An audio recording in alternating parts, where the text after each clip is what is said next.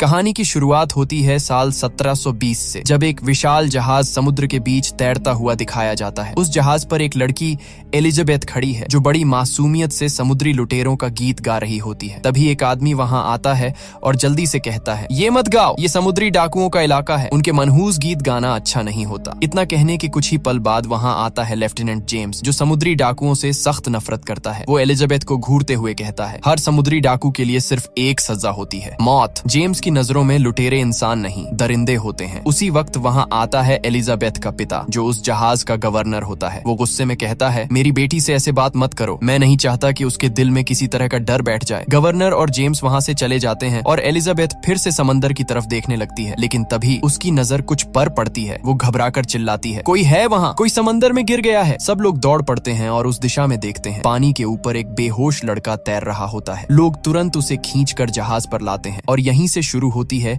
एक ऐसी समुद्री रहस्यों और खतरों से भरी कहानी, जिसमें हर लहर अपने अंदर एक राज छिपाए बैठी है। उसी वक्त सब लोग चौंक जाते हैं। सामने एक विशाल जहाज आग में जल रहा होता है। हर किसी का ध्यान उसी तरफ चला जाता है। इसी अफरा तफरी में एलिजाबेथ उस बेहोश पड़े लड़के के पास जाती है। वो लड़का धीरे धीरे होश में आता है और एलिजाबेथ मुस्कुराकर कहती है, मेरा नाम एलिजाबेथ है। लड़का कमजोर आवाज में जवाब देता है, मेरा नाम विल टर्नर है। इतना कहकर वो फिर से बेहोश हो जाता है। एलिजाबेथ जब उसके पास झुकती है तो उसे उसकी गर्दन में एक सोने का गोल लॉकेट दिखता है, जिस पर समुद्री डाकुओं का निशान बना होता है। उसे समझ जाते देर नहीं लगती, ये लड़का भी उन्हीं लुटेरों में से एक है। लेकिन एलिजाबेथ डर जाती है। वो जानती है कि अगर जेम्स को पता चल गया तो वो विल को जिंदा नहीं छोड़ेगा। इसीलिए वो चुपचाप वो लॉकेट अपने पास रख लेती है और किसी को कुछ नहीं बताती। वक्त बीतता है, कई साल गुजर जाते हैं। अब एलिजाबेथ बड़ी हो चुकी है, लेकिन आज भी उसके पास वही लॉकेट है जो उसे बचपन में विल टर्नर की गर्दन से मिला था। उसने ये राज किसी से कभी साझा नहीं किया। एक दिन उसका पिता, जो कि गवर्नर है, उसे एक खूबसूरत ड्रेस देता है और कहता है, आज रात जश्न है लेफ्टिनेंट जेम्स की तरक्की के मौके पर, तुम्हें भी तैयार होना है और उससे मिलना भी। असल में गवर्नर चाहता है कि एलिजाबेथ की शादी जेम्स से हो जाए। दूसरी ओर हमें दिखाया जाता है विल टर्नर, जो अब एक लोहार ब्लैकस्मिथ बन चुका है। वो गवर्नर के लिए बनाई गई तलवार लेकर उनके घर आता है। वहीं उसकी मुलाकात होती है एलिजाबेथ से। सालों बाद मिलकर दोनों बेहद खुश होते हैं, लेकिन एलिजाबेथ के पिता को यह दोस्ती पसंद नहीं आती। वो उसे वहां से ले जाकर जश्न में शामिल कर देता है। उधर समंदर के पार एक और रहस्यमयी किरदार की एंट्री होती है। एक टोपी पहने हुए चालाक मुसाफिर, जो अपनी छोटी सी नाव लेकर पोर्ट रॉयल पहुंचता है। वो और कोई नहीं बल्कि जैक स्पैरो है, वो नाम जिसे दुनिया समुद्र का सबसे खतरनाक डाकू कहती है। उसी वक्त एक आदमी जैक स्पैरो के पास आता है और कहता है, यहाँ पोर्ट रॉयल में अपनी नाव बांधने के लिए एक सिल्वर कॉइन देना पड़ता है। जैक मुस्कुराता है, अपनी जेब से 3 सिल्वर कॉइन निकालता है और मजाकिया अंदाज में कहता है, लो 3 ले लो और मेरा नाम भूल जाना। इतना कहकर वो आगे बढ़ जाता है और जहाज की ओर निकल पड़ता है। थोड़ी ही देर में वहाँ 2 सिपाही पहुँचते हैं। उनमें से एक जैक से पूछता है, तुम यहाँ क्या कर रहे हो? जैक बड़ी मासूमियत से जवाब देता है, बस चोरी करने वाला था। सिपाही एक दूसरे की तरफ देखकर हंसते हैं। उन्हें यकीन ही नहीं होता कि कोई इतनी आसानी से ऐसा कह सकता है। अब कैमरा किले के ऊपर जाता है, जहाँ एलिजाबेथ और लेफ्टिनेंट जेम्स साथ खड़े हैं। जेम्स एलिजाबेथ से अपने प्यार का इजहार कर रहा होता है, लेकिन एलिजाबेथ की ड्रेस इतनी टाइट होती है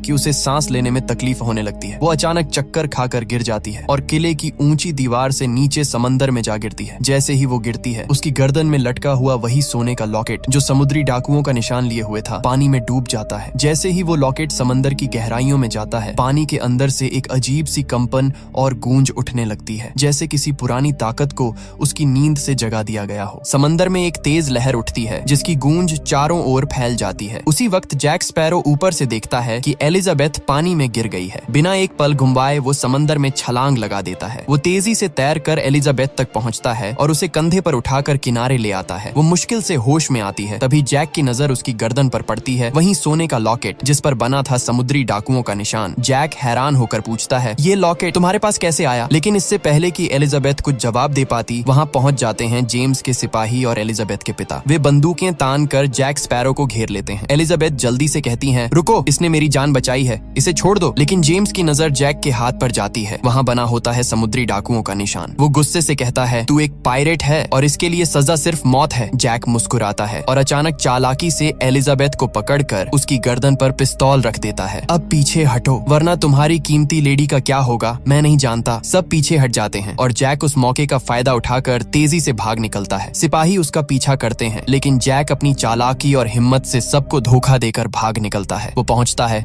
एक लोहार की दुकान में, जहां वो अपनी हथकड़ियां काटने की कोशिश करता है। है। ये दुकान किसी और की नहीं बल्कि विल टर्नर की होती है। थोड़ी देर बाद विल अंदर आता है और जैसे ही उसे जैक दिखता है, दोनों के बीच शुरू हो जाती है एक जबरदस्त तलवारबाजी। तलवारें टकराती हैं, चिंगारियां उड़ती हैं, दोनों ही बेहद माहिर तलवारबाज निकलते हैं। लेकिन तभी सिपाही वहां पहुंच जाते हैं। वो जैक को पकड़ लेते हैं और आखिरकार जैक स्पैरो को जेल में डाल दिया जाता है। उसी रात समंदर की गहराइयों से उठती अंधेरी परछाइयां अब पोर्ट रॉयल की ओर बढ़ रही होती हैं। दूर क्षितिज पर दिखाई देता है एक भयावह जहाज जिसका नाम है ब्लैक पर्ल। असल में जब एलिजाबेथ समंदर में गिरी थी तब उसके लॉकेट यानी समुद्री डाकुओं के सोने के सिक्के से एक अजीब सी कंपन और लहरें पूरे समंदर में फैल गई थीं। उन्हीं लहरों ने ब्लैक पर्ल के समुद्री डाकुओं को ये संकेत दिया कि उनका खोया हुआ खजाना यहीं पोर्ट रॉयल में है। और फिर ब्लैक पर्ल के डाकू आधी रात को हमला कर देते हैं। तोपों की आवाज गूंज उठती है, लोग चीखते हुए भाग रहे हैं, पूरा बंदरगाह आग और तबाही में बदल जाता है। इसी दौरान कुछ डाकू उस कमरे तक पहुंच जाते हैं जहां एलिजाबेथ छिपी होती है। वो दरवाजा तोड़कर अंदर घुसते हैं और चिल्लाते हैं, हमारी चीज हमें वापस दो, वो सोने का सिक्का कहाँ है? एलिजाबेथ डर तो जाती है लेकिन हिम्मत दिखाते हुए कहती है, मैं तुम्हारे मुखिया से बात करना चाहती हूँ। डाकू रुक जाते हैं क्योंकि उनके नियम के अनुसार अगर कोई उनके कप्तान से मिलने की मांग करे तो उसे मौका दिया जाता है। इसलिए वो एलिजाबेथ को पकड़कर अपने जहाज ब्लैक पर्ल पर ले जाते हैं। अगली सुबह जब विल टर्नर को पता चलता है कि एलिजाबेथ को समुद्री डाकू उठा ले गए हैं, वो भागा हुआ गवर्नर और जेम्स के पास पहुंचता है। वो कहता है, हमें कुछ करना होगा, एलिजाबेथ खतरे में है। लेकिन कोई उसकी बात नहीं सुनता क्योंकि सब उसे सिर्फ एक लोहार ब्लैकस्मिथ समझते हैं। उसी वक्त एक सिपाही बताता है, कल जेल में बंद जैक स्पैरो ब्लैक पर्ल नाम के जहाज का जिक्र कर रहा था। ये सुनकर विल तुरंत जेल में बंद जैक के पास जाता है। वो कहता है, हमें एलिजाबेथ को बचाना होगा, अगर तुम मेरी मदद करोगे तो मैं तुम्हें यहाँ से आजाद कर दूंगा और तुम्हें एक सुरक्षित जगह तक ले जाऊंगा। जैक मुस्कुराता है लेकिन जैसे ही उसे पता चलता है कि विल का पूरा नाम विल टर्नर है, वो चौंक उठता है। टर्नर यानी तुम बूटस्ट्रैप टर्नर के बेटे हो? उसे समझ आ जाता है कि ये वही खून है जो कभी समुद्री डाकुओं के दल का हिस्सा था। विल जैक को जेल से निकालता है और दोनों मिलकर पहुंचते हैं एक विशाल जहाज डॉन्टलेस पर। वो उसे चुराने की योजना बनाते हैं लेकिन तभी जेम्स को पता चल जाता है कि जैक और विल जहाज चुराने वाले हैं। वो अपने सारे सिपाहियों को आदेश देता है, सब के सब तुरंत डॉन्टलेस पर पहुंचो। पर जेम्स नहीं जानता था कि ये सब जैक स्पैरो की एक और चालाकी भरी चाल थी। अब कहानी और भी रोमांचक मोड़ लेती है। जब जेम्स अपने सारे सिपाहियों को डॉन्टलेस पर भेज देता है तो उसी वक्त जैक स्पैरो और विल टर्नर चुपके से एक और जहाज इंटरसेप्टर पर चढ़ जाते हैं। सबकी नजरों के सामने बिना किसी डर के दोनों उस जहाज को चुरा लेते हैं और समंदर की लहरों में निकल पड़ते हैं। रास्ते में विल हैरानी से पूछता है, जब तुम्हें मेरा नाम पता चला तब तुमने मेरी मदद करने का फैसला क्यों किया? जैक मुस्कुराता है और जवाब देता है, क्योंकि तुम एक लोहार के बेटे नहीं हो, तुम एक समुद्री डाकू के बेटे हो। तुम्हारे पिता का नाम था बूटस्ट्रैप टर्नर जो कभी ब्लैक पर्ल जहाज के दल का हिस्सा था। ये सुनकर विल सन्न रह जाता है। जिस पिता को वो हमेशा एक साधारण आदमी समझता था, वो असल में एक भयभीत करने वाला समुद्री डाकू निकला। थोड़ी देर बाद दोनों एक टापू आइलैंड पर पहुंचते हैं जहां जैक अपने पुराने साथियों से मिलता है। वो कहता है, हमें ब्लैक पर्ल तक पहुंचना होगा, हम वहां के कप्तान हेक्टर बारबोसा से सौदा करेंगे और सही वक्त पर उसका जहाज छीन लेंगे। विल थोड़ा घबरा कर कहता है, बारबोसा कभी हमें ब्लैक पर्ल नहीं देगा। जैक आंखों में चालाक चमक के साथ कहता है, दे देगा, क्योंकि उसे चाहिए बूटस्ट्रैप टर्नर का बेटा। विल टर्नर, हम उसे तुम देंगे और बदले में लेंगे ब्लैक पर्ल। उधर ब्लैक पर्ल पर एलिजाबेथ को कैप्टन बारबोसा के सामने लाया जाता है। वो गुस्से में कहती है, मैंने तुम्हें तुम्हारा सोने का सिक्का लौटा दिया है, अब मुझे जाने दो। बारबोसा ठंडी मुस्कान के साथ एलिजाबेथ की ओर देखता है और कहता है, ये कोई साधारण सोने का सिक्का नहीं है, ये सिक्का है एजटेक के शापित खजाने का हिस्सा। वो धीरे धीरे आगे बढ़ता है और समझाना शुरू करता है, एक समय था जब 882 सोने के सिक्के एजटेक देवताओं ने कोर्टेस को दिए थे ताकि वो एजटेक लोगों का नरसंहार बंद कर दे। लेकिन उसने वो सिक्के तो ले लिए पर खून खराबा बंद नहीं किया। उसकी इसी लालच और विश्वासघात के कारण देवताओं ने उन सिक्कों पर एक भयानक श्राप लगा दिया। अगर कोई इंसान उन सिक्कों में से एक भी सिक्का चुरा ले तो उसे हमेशा हमेशा के लिए सजा भुगतनी पड़ेगी, दुनिया के अंत तक। बारबोसा आगे कहता है, हम भी उस खजाने के बारे में जानते थे। हमने वो 822 सिक्कों वाला संदूक लूटा और उसके साथ जो भी सोना था सब छीन लिया। हमने उस दौलत को शराब, औरतों और ऐशो आराम में उड़ा दिया, लेकिन फिर भी हमारी भूख कभी खत्म नहीं हुई। उसकी आवाज भारी हो जाती है, क्योंकि हम श्रापित हैं। हम मर नहीं सकते, खा नहीं सकते, महसूस नहीं कर सकते। हमारी आत्माएं इस सोने से बंधी हुई हैं। फिर वो एलिजाबेथ की आंखों में देखकर कहता है, और अब इस श्राप से मुक्त होने के लिए हमें सारे 822 सिक्के और उस श्राप को तोड़ने वाला खून चाहिए। और अब जब वो सिक्का तुम्हारे पास है तो तुम्हारा खून ही हमारी आजादी की कुंजी बनेगा। ये सुनते ही एलिजाबेथ घबरा जाती है। वो झट से बारबोसा को चाकू मारती है और वहाँ से भाग निकलती है। लेकिन जैसे ही वो जहाज के बाहर आती है वो स्तब्ध रह जाती है, क्योंकि वहाँ एक भी इंसान नहीं होता। हर तरफ सिर्फ कंकाल स्केलेटन चलते हुए दिखाई देते हैं। हड्डियां आपस में टकरा रही हैं और चांदनी में उनकी चमक डरावनी रोशनी की तरह फैल रही होती है। एलिजाबेथ की सांसें तेज हो जाती हैं और तभी उसके पीछे से आवाज आती है, कहा था ना हम मरे हुए नहीं हैं। वो मुड़ती है और पीछे खड़ा होता है कैप्टन बारबोसा, जो अब पूरी तरह से कंकाल बन चुका होता है। वो कहता है कि मैं कई सालों से प्यासा हूँ लेकिन अपनी प्यास बुझा नहीं सकता। कई सालों से भूखा हूँ लेकिन मेरी भूख खत्म नहीं होती। मैं कई सालों से मरना चाहता हूँ लेकिन मर नहीं सकता। मुझे अब कुछ महसूस नहीं होता। बस अब मैं इस श्राप से मुक्त होना चाहता हूँ, हमेशा के लिए आजाद होना चाहता हूँ। इतना कहते ही बारबोसा भी चांदनी में आता है और अपने साथियों की तरह कंकाल बन जाता है। दूसरी तरफ जैक स्पैरो और उसके साथी दिखाए जाते हैं जो अपने जहाज से ब्लैक पर्ल की तरफ बढ़ रहे हैं। इसी दौरान विल को जैक का दोस्त बताता है कि जैक स्पैरो कभी ब्लैक पर्ल का कप्तान हुआ करता था, लेकिन उसके अपने ही साथियों ने उसके साथ धोखा किया और उसे एक वीरान टापू पर मरने के लिए छोड़ दिया। मगर जैक किसी तरह वहां से बच निकला और अब बारबोसा से बदला लेना चाहता है, जो अब ब्लैक पर्ल का कप्तान है। इधर बारबोसा उस गुफा में पहुंचता है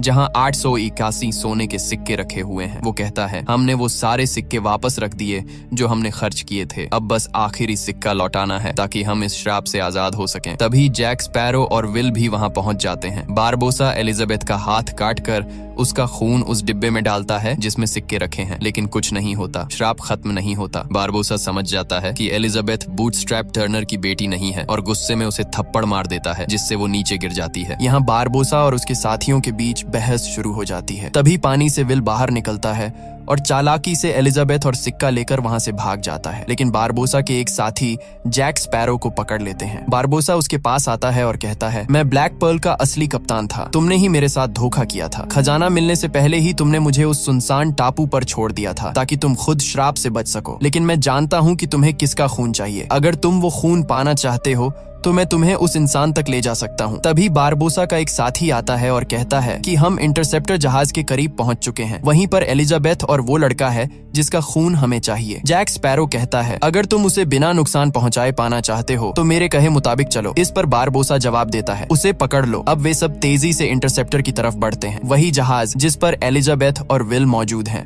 उन्हें अब पता चल चुका था कि बारबोसा को विल का खून चाहिए, क्योंकि विल का पिता एक समुद्री डाकू था। दोनों पूरी कोशिश करते हैं कि अपने जहाज को ब्लैक पर्ल से बचा सकें, लेकिन अपनी पूरी कोशिशों के बावजूद वे असफल हो जाते हैं। बारबोसा अब सभी को कैद कर लेता है और उसे पता चल जाता है कि बूटस्ट्रैप टर्नर का बेटा असल में विल टर्नर ही है, जो अब उनके कब्जे में है। इसके बाद बारबोसा सबसे पहले एलिजाबेथ को पानी में फेंक देता है। फिर वह जैक स्पैरो की ओर देखकर कहता है, शायद तुम भूल गए हो, ये वही द्वीप है जहां मैंने तुम्हें पिछली बार छोड़ा था, लेकिन इस बार तुम बच नहीं पाओगे। इतना कहकर बारबोसा जैक स्पैरो को भी समुद्र में फेंक देता है। एलिजाबेथ और जैक फिर से उसी सुनसान द्वीप पर फंस जाते हैं जहां पहले जैक फंसा था। वहां पर जैक का पुराना शराब का जखीरा भी होता है, जिसे अगले दिन एलिजाबेथ जला देती है ताकि धुआं और आग देखकर कोई जहाज उन्हें देख सके। जल्द ही आग की लपटें देखकर एक जहाज उनकी तरफ आता है। उस पर जेम्स और एलिजाबेथ के पिता मौजूद होते हैं। वो दोनों जैक स्पैरो और एलिजाबेथ को उस द्वीप से निकालकर अपने जहाज पर ले आते हैं। वहीं एलिजाबेथ जेम्स से कहती है, हमें ब्लैक पर्ल का पीछा करना चाहिए क्योंकि वहीं पर विल है। लेकिन जेम्स एलिजाबेथ की बात नहीं मानता और कहता है कि हमें अपनी सुरक्षा का ख्याल रखना चाहिए। लेकिन जब एलिजाबेथ यह कहती है, अगर तुम ऐसा करोगे तो मैं तुमसे शादी कर लूंगी, तो जेम्स तुरंत मान जाता है। अब उसका बड़ा जहाज ब्लैक पर्ल का पीछा करना शुरू करता है। कुछ ही देर में वे उस जगह पहुंच जाते हैं जहां ब्लैक पर्ल खड़ा होता है। वहां सारे समुद्री डाकू गुफाओं के अंदर होते हैं जहां सोने चांदी के खजाने और वो शापित सिक्के रखे होते हैं। जैक स्पैरो एक योजना बनाता है। वह जेम्स से कहता है, मैं गुफा के अंदर जाकर बारबोसा से बात करूंगा, तुम अपने जहाज के सैनिकों को तैयार रखना। जैसे ही मैं कहूं तुम उन समुद्री डाकुओं पर हमला करना जो गुफा से बाहर आएंगे। इसके बाद जैक स्पैरो चुपचाप गुफा के अंदर चला जाता है जहां वह देखता है कि बारबोसा का एक साथी विल टर्नर की गर्दन काटने ही वाला होता है ताकि उनका शाप समाप्त हो सके। जैक तुरंत उसे रोक देता है और कहता है, अगर तुम लोग इस श्राप से मुक्त भी हो गए तो भी बच नहीं पाओगे। बाहर डॉन्टलेस जहाज तुम्हारा इंतजार कर रहा है। शाप से आजाद होते ही जब तुम आम कपड़ों में निकलोगे तो जेम्स और उसके सिपाहियों ने तुम्हें मार डालना तय कर रखा है। इसीलिए योजना सीधी है, पहले डॉन्टलेस को जब्त करो। एक जहाज तुम्हारा, एक जहाज हमारे पास, ताकत दोगुनी। मुझे ब्लैक पर्ल का कप्तान बना दो। मैं हमेशा तुम्हारे अधीन काम करूंगा और जो लूट मैं करूंगा उसका 10% तुम्हें दूंगा। समझो कि जैक एक सिक्का उनके खजाने से चुराता है, और अगर वे आखिरी सिक्का भी निकाल दें तो भी उस शाप से वे कभी मुक्त नहीं होंगे। बारबोसा जैक की बात से सहमत हो जाता है और अपने सारे समुद्री डाकुओं को भेज देता है। चांदनी में उनका असली रूप सामने आता है, हड्डियों के कंकाल। रात होते ही वे सोल्जरों पर हावी हो जाते हैं और जहाज का कब्जा कर लेते हैं। वहीं गुफ्त में जैक स्पैरो और बारबोसा के बीच भयंकर टकराव शुरू होता है, मगर बारबोसा अब इंसान नहीं रहा। लड़ाई में दरारें, चिंगारियां और समुद्र की चीखें एक हो जाती हैं। हर कदम पर खतरा, हर मोड़ पर धोखा, और तुम्हें अब या तो जीतना होगा या फिर शाप की काली छाया के सामने आत्मसमर्पण कर देना होगा। बारबोसा को मारा नहीं जा सकता था। लड़ाई के दौरान वह अपनी तलवार सीधा जैक स्पैरो के शरीर के आर पार कर देता है, मगर तभी जैक चांदनी में आता है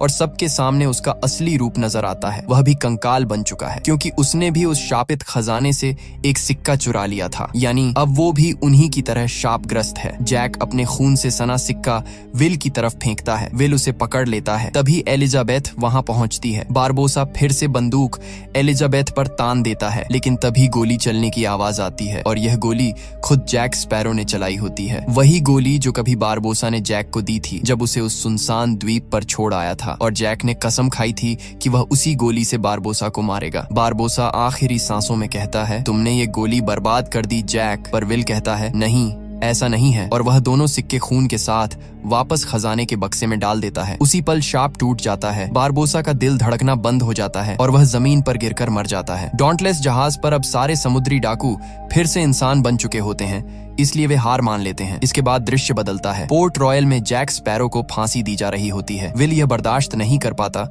और एलिजाबेथ उसके पिता और जेम्स के सामने जाकर कहता है, मैंने कभी नहीं कहा, लेकिन मैं तुमसे बहुत प्यार करता हूँ। ये कहकर वह उस जगह भागता है जहाँ जैक को फांसी दी जा रही होती है और एन वक्त पर उसे बचा लेता है। लेकिन तभी जेम्स के सिपाही चारों ओर से उन्हें घेर लेते हैं। एलिजाबेथ और उसके पिता भी वहां पहुंचते हैं और सबके सामने एलिजाबेथ कहती है, मैं भी तुमसे प्यार करती हूँ विल। उधर जैक को पास ही अपने तोते को उड़ता हुआ दिखता है। वह समझ जाता है कि उसके साथी पास ही हैं, इसलिए वह किले की ऊंची दीवार से कूदकर सीधे समुद्र में जा गिरता है। और तभी लहरों के बीच से ब्लैक पर्ल जहाज दिखाई देता है। उसका अपना जहाज, उसके साथी उसे लेने आ चुके हैं। ऊपर किले में जेम्स विल को माफ कर देता है और एलिजाबेथ के पिता भी दोनों की शादी के लिए राजी हो जाते हैं। अंत में हम देखते हैं जैक स्पैरो ब्लैक पर्ल के डेक पर खड़ा है, हवा उसके बालों से खेल रही है और उसके साथ ही उसे फिर से कैप्टन जैक स्पैरो बना देते हैं। और यहीं से समुद्र की एक नई दास्तान की शुरुआत होती है।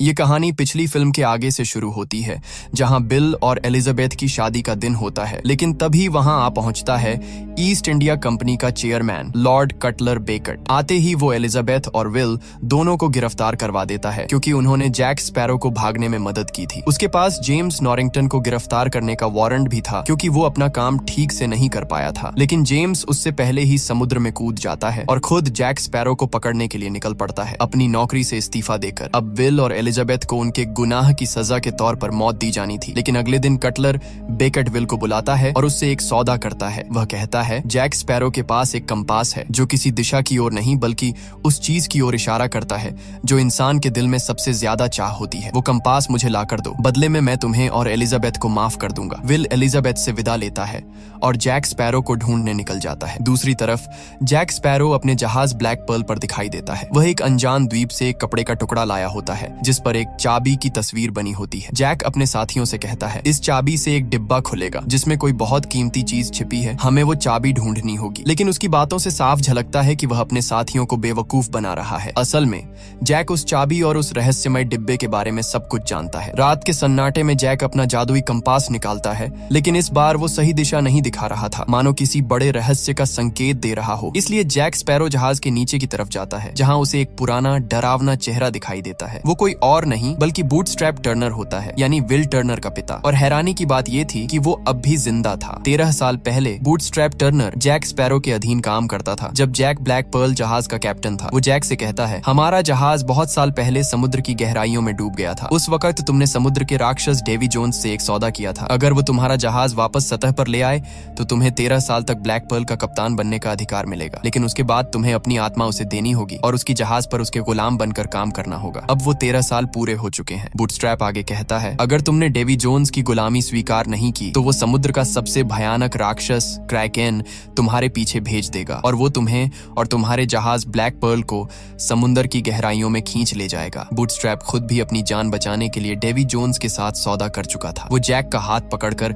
उस पर एक काला निशान बना देता है। इसका मतलब था कि अब डेवी जोन्स हमेशा उसकी लोकेशन जान सकता है और क्रैकेन कभी भी आकर उस पर हमला कर सकता है। ये कहकर बूटस्ट्रैप गायब हो जाता है। जैक अब बुरी तरह डर चुका था। वो अपने साथियों से कहता है, जहाज को तुरंत किसी और दिशा में ले चलो। उसी वक्त बारबोसा का शरारती बंदर, जो अब भी जहाज पर था, जैक की टोपी चुरा लेता है और उसे समुद्र में फेंक देता है। बाद में वो टोपी दूसरे नाविकों को मिलती है, लेकिन जैसे ही उनमें से एक नाविक उसे पहनता है, समुद्र की गहराइयों से क्रैकेन उभर आता है और पलक झपकते ही उनका जहाज निगल जाता है। दूसरी तरफ फोर्ट रॉयल में एलिजाबेथ के पिता उसे चुपके से भागने में मदद कर रहे थे और आखिरकार एलिजाबेथ वहां से भाग निकलती है। उसका एक ही मकसद था, विल तक पहुंचना ताकि उनकी सजा माफ हो सके। उधर विल एक द्वीप पर ब्लैक पर्ल जहाज को देखता है। जैक स्पैरो उस वक्त समुद्र से दूर था क्योंकि वो क्रैकेन से जान बचा रहा था। विल उस द्वीप की तलाश में निकलता है, लेकिन तभी कुछ आदिवासी उसे पकड़ लेते हैं। ये सब आदिवासी नरभक्षी थे जो इंसानों को ही खा जाते थे। वो विल को अपनी जनजाति के पास ले जाते हैं। वहाँ विल को देखकर झटका लगता है क्योंकि उनका राजा कोई और नहीं बल्कि जैक स्पैरो था। विल हैरान होकर जैक से कहता है, मुझे तुम्हारा कंपास चाहिए। मैं और एलिजाबेथ ने तुम्हें भागने में मदद की थी और अब उसी की वजह से एलिजाबेथ को फांसी दी जाने वाली है। अगर तुम सच में उसे बचाना चाहते हो तो मुझे वो कंपास दे दो। लेकिन जैक चालाकी से मुस्कुराता है और कुछ ऐसा कहता है जो समझ नहीं आता। फिर वो अपने आदमियों को इशारा करता है और विल को कैद में डाल दिया जाता है। वो देखता है कि वहाँ पहले से ही जैक के बाकी साथी भी पिंजरे में बंद हैं, लकड़ी के बने पिंजरों में जो हड्डियों से टंगे हुए थे। वो आदिवासी कहते हैं कि उन्होंने जैक स्पैरो को अपना राजा इसलिए बनाया है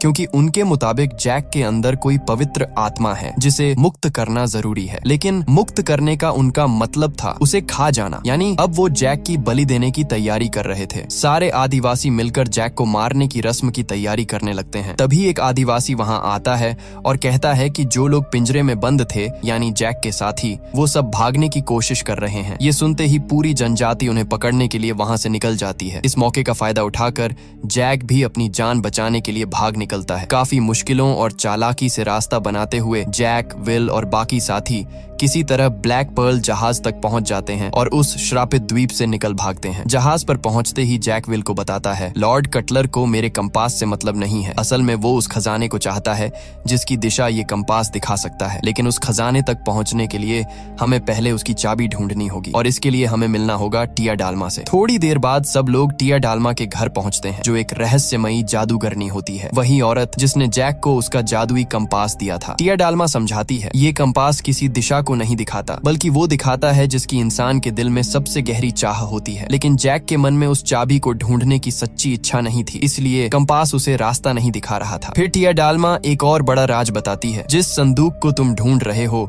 वो कोई साधारण संदूक नहीं है। उसमें डेवी जोन्स का दिल बंद है और उस संदूक की चाबी सिर्फ डेवी जोन्स के पास है। टिया डालमा जैक स्पैरो को एक छोटा सा जार देती है जिसमें मिट्टी भरी होती है। वो मुस्कुराते हुए कहती है, जब तक ये जमीन तुम्हारे पास है, डेवी जोन्स कभी जमीन पर कदम नहीं रख सकता और जब तक वो जमीन पर नहीं आ सकता तुम सुरक्षित रहोगे। साथ ही वो डेवी जोन्स के जहाज दी फ्लाइंग डचमैन की लोकेशन भी बता देती है। जैक और उसकी टोली उस जगह की तरफ निकल पड़ते हैं। वहाँ पहुंचकर विल देखता है कि एक टूटा फूटा जहाज पानी की सतह पर तैर रहा है। विल कहता है, मैं उस जहाज पर जाऊंगा और किसी भी हाल में वो चाबी ढूंढ निकालूंगा। जैक मुस्कुराकर कहता है, अगर तुम पकड़े गए तो बस ये कहना कि जैक स्पैरो ने तुम्हें अपना कर्ज चुकाने के लिए भेजा है। विल उस जहाज की ओर बढ़ता है, लेकिन तभी समुद्र की गहराइयों से असल जहाज ऊपर आता है। वो था फ्लाइंग डचमैन। उस जहाज पर अजीबो गरीब समुद्री जीव जैसे लोग सवार थे, आधे इंसान आधे समुद्री राक्षस। वो विल को पकड़ लेते हैं और उसे डेवी जोन्स के सामने लाते हैं। डेवी जोन्स इंसान नहीं था, उसका चेहरा ऑक्टोपस की तरह था और उसकी आवाज भारी लेकिन इंसानी थी। विल हिम्मत जुटाकर कहता है, जैक स्पैरो ने मुझे भेजा है उसका कर्ज चुकाने के लिए। डेवी जोन्स टेलीस्कोप निकालकर दूर देखता है। वो देखता है कि ब्लैक पर्ल जहाज पर जैक भी उसी की तरफ देख रहा है। अगले ही पल डेवी जोन्स अचानक ब्लैक पर्ल पर प्रकट हो जाता है, यानी उसके पास टेलीपोर्ट करने जैसी रहस्यमयी शक्तियां थीं। वो जैक से कहता है, हमारे वादे के मुताबिक अब तुम्हें मेरे लिए काम करना होगा। 13 साल पहले जो समझौता हुआ था आज उसका वक्त पूरा हो चुका है। जैक स्पैरो, डेवी जोन्स गुस्से भरे स्वर में कहता है, अब तुम्हारा वक्त खत्म हो चुका है जैक स्पैरो। जैक हंसते हुए जवाब देता है, मेरी कीमत बहुत ऊंची है। डेवी जोन्स मुस्कुरा कर कहता है, हाँ तुम्हारी कीमत बहुत ऊंची है जैक स्पैरो। तुम्हारी एक आत्मा की कीमत 100 लोगों के बराबर है। तुम पहले ही एक इंसान विल टर्नर मुझे भेज चुके हो। अब बाकी 99 लोगों को मेरे हवाले करो, उसके बाद तुम आजाद हो जाओगे। जैक तुरंत हाँ कर देता है, ठीक है मैं तैयार हूँ। डेवी जोन्स उसका हाथ पकड़ता है और उसके हाथ पर बना काला निशान मिटा देता है, वही निशान जिससे क्रैकन कभी भी उसे ढूंढ सकता था। डेवी जोन्स कहता है, तुम्हारे पास 3 दिन है। इन 3 दिनों में मुझे 99 और लोग चाहिए। इसके बाद जैक अपने साथियों के साथ एक नए द्वीप पर पहुंचता है। वहां वो लोगों को धोखा देकर डेवी जोन्स के हवाले करने की कोशिश करता है, लेकिन उसे मुश्किल से 4 लोग ही मिलते हैं। उसी दौरान वहां जेम्स नॉरिंगटन भी आता है, जो खास तौर पर जैक को पकड़ने के लिए आया था। वो जैक पर बंदूक तान देता है, लेकिन जैक के साथी समय रहते उसे बचा लेते हैं। जैसे ही जैक अपने जहाज पर चढ़ने लगता है, पीछे से एलिजाबेथ आती है। वो अब यहाँ एक नई पहचान के साथ रह रही थी। वो गुस्से में कहती है, विल तुम्हें ढूंढने यहाँ आया था, बताओ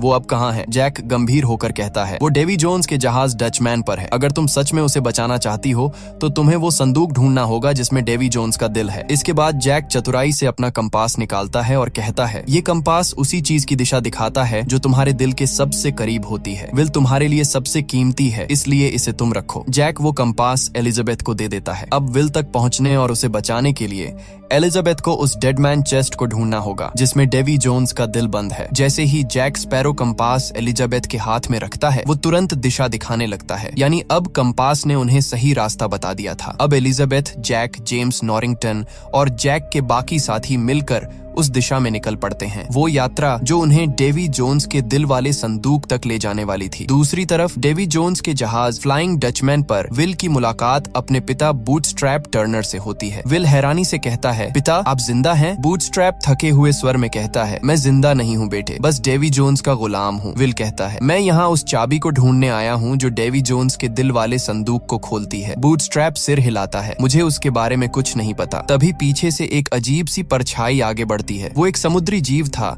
जो कभी इंसान रहा होगा। वो कहता है, डेवी जोन्स वो चाबी हमेशा अपने पास रखता है, अपने गले में। अब विल और उसका पिता जहाज के एक और हिस्से में जाते हैं जहां डेवी जोन्स के गुलाम एक अजीब खेल खेल रहे थे। वो खेल पासे डाइस का था, लेकिन यहाँ दांव पर पैसे नहीं, जिंदगी के साल लगाए जा रहे थे। विल आगे बढ़कर कहता है, मैं भी ये खेल खेलना चाहता हूँ, लेकिन तुम्हारे खिलाफ डेवी जोन्स। अगले ही पल डेवी जोन्स वहां आ जाता है और अपनी ठंडी आवाज में पूछता है, और क्या दांव लगाना चाहते हो विल टर्नर? विल दृढ़ता से जवाब देता है, मैं अपनी पूरी जिंदगी दांव पर लगाऊंगा और बदले में तुम्हें भी वो चाबी दांव पर लगानी होगी। डेवी जोन्स कुछ पल सोचता है, फिर धीरे धीरे अपने गले से चाबी निकालता है, वही चाबी जो डेड मैन चेस्ट को खोल सकती थी। अब खेल शुरू होता है। डेवी जोन्स और विल टर्नर के बीच पासे फेंके जाते हैं, दांव बढ़ता जाता है। तभी बूटस्ट्रैप टर्नर भी वहां पहुंचता है और खेल में शामिल हो जाता है। लेकिन जब वो देखता है कि उसका बेटा विल हारने वाला है, तो वो अपने बेटे को बचाने के लिए झूठ बोल देता है। वो पासों का गलत नंबर बताता है ताकि विल बच सके, लेकिन डेवी जोन्स बहुत चालाक था। वो तुरंत समझ जाता है कि बूटस्ट्रैप टर्नर ने झूठ बोला है। वो गुस्से में उठकर उसका पासा जांचता है और ठंडी आवाज में कहता है, तुमने मुझे धोखा दिया है। अब तुम्हारी सजा यही है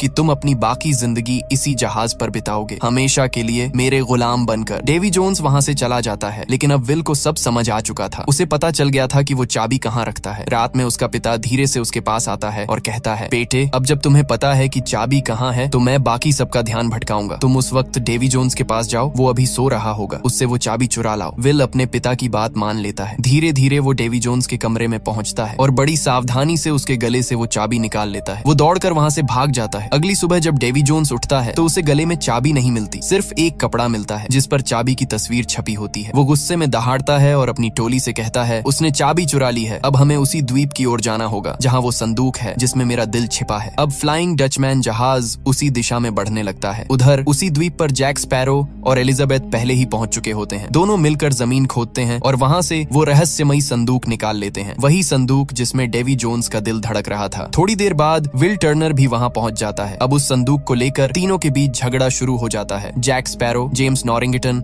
और विल टर्नर तीनों उसे अपने लिए चाहते थे। जेम्स चाहता था कि वो संदूक लॉर्ड कटलर बेकेट को दे दे ताकि उसे अपनी पुरानी नौकरी और इज्जत वापस मिल सके। विल चाहता था कि वो संदूक हासिल कर अपने पिता को डेवी जोन्स की गुलामी से आजाद कर सके। जैक स्पैरो ये सब इसलिए चाहता था ताकि वो डेवी जोन्स को वो चीज देकर आजाद आदमी बन सके और फिर बिना किसी डर के खुले समुद्रों में आजादी से घूम सके। लेकिन तभी शुरू होती है एक जबरदस्त जबरदस्त तलवारबाजी की लड़ाई जैक, विल और जेम्स तीनों के बीच। लड़ते लड़ते वे एक चर्च तक पहुंच जाते हैं। तभी चर्च की घंटियां बजने लगती हैं और उसी आवाज से डेवी जोन्स के गुलाम वहां पहुंच जाते हैं। ये देखते ही एलिजाबेथ और उसके साथी छाती चेस्ट लेकर भागने लगते हैं, लेकिन कुछ ही देर में वो छाती एक पेड़ से टकराकर नीचे गिर जाती है। तभी डेवी जोन्स का एक गुलाम उसे उठाकर भाग जाता है, लेकिन जैक स्पैरो की नजर उस पर पड़ जाती है। वो तुरंत पीछे से आता है और उसे गिरा देता है। अब जैक खुद वो छाती लेकर भागता है और अंदर से डेवी जोन्स का दिल निकालकर एक जार में बंद कर देता है। उसी वक्त पीछे से एक गुलाम उस पर हमला कर देता है। जैक उससे भिड़ जाता है, पर तभी और भी डेवी जोन्स के गुलाम वहां आ धमकते हैं। अब चारों तरफ से वो घिर चुके हैं। जेम्स कहता है, जब तक ये छाती हमारे पास है वो हमें कभी नहीं छोड़ेंगे, अब देरी मत करो, यहाँ से निकलो। और वो खुद छाती लेकर भाग पड़ता है, लेकिन डेवी जोन्स के गुलाम उसे पकड़ लेते हैं और छाती उससे छीन लेते हैं। जेम्स किसी तरह जान बचाकर भाग निकलता है और डेवी जोन्स के सारे गुलाम वो छाती लेकर चले जाते हैं। अब जैक, विल और उनके बाकी साथी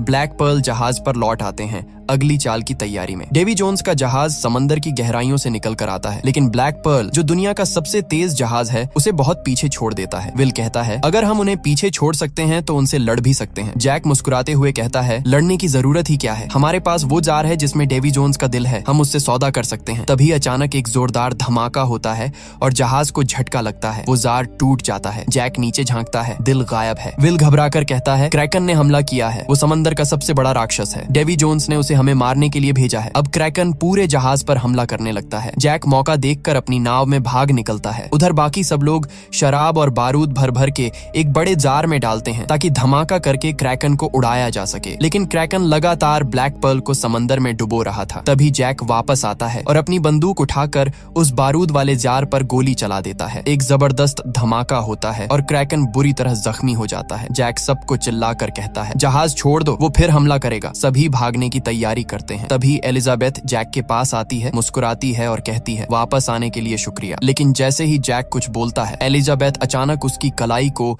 एक खंभे से हथकड़ी से बांध देती है। जैक हैरान रह जाता है। एलिजाबेथ जानती थी जैक के हाथ पर ब्लैक मार्क दोबारा उभर आया था और क्रैकन सिर्फ जैक स्पैरो की जान लेने आया था। बाकी सब लोग वहां से भाग निकलते हैं और जैक वो अकेला रह जाता है अपने भाग्य से मिलने के लिए। अब क्रैकन जैक के बिल्कुल सामने होता है, लेकिन भागने के बजाय जैक अपनी तलवार निकालता है और सीधे क्रैकन के मुंह में कूद पड़ता है। क्रैकन जोर से दहाड़ता है और ब्लैक पर्ल को पूरी तरह समंदर की गहराइयों में खींच लेता है। दूर से ये सब नजारा डेवी जोन्स खुद देख रहा होता है। जब वो जाकर अपना संदूक खोलता है तो देखता है कि दिल गायब है। वो गुस्से और दर्द से चिल्ला उठता है। उधर पोर्ट रॉयल में जेम्स लॉर्ड कटलर बेकेट के पास पहुंचता है और डेवी जोन्स का दिल उसे सौंप देता है। वो कहता है, अब आप डेवी जोन्स को नियंत्रित कर सकते हैं, वो वही करेगा जो आप चाहेंगे। इसके बदले जेम्स को उसकी नौकरी और इज्जत दोबारा मिल जाती है। दूसरी ओर एलिजाबेथ, विल और जैक के बाकी साथी टिया डाल्मा के पास बैठे उदास नजर आते हैं। सबका एक ही अफसोस है, काश हम जैक को वापस ला पाते। तब टिया डाल्मा कहती है, अगर तुम सब चाहो तो क्या तुम धरती के आखिरी छोर तक जाने को तैयार हो ताकि जैक और ब्लैक पर्ल को वापस लाया जा सके? सभी एक साथ कहते हैं हाँ। और तभी अचानक दरवाजा खुलता है और सामने खड़ा होता है कैप्टन बारबोसा। वो हंसते हुए कहता है, अब बताओ मेरा ब्लैक पर्ल कहाँ है? और इसी के साथ pirates of the Caribbean the dead man's chest की कहानी यहाँ खत्म होती है।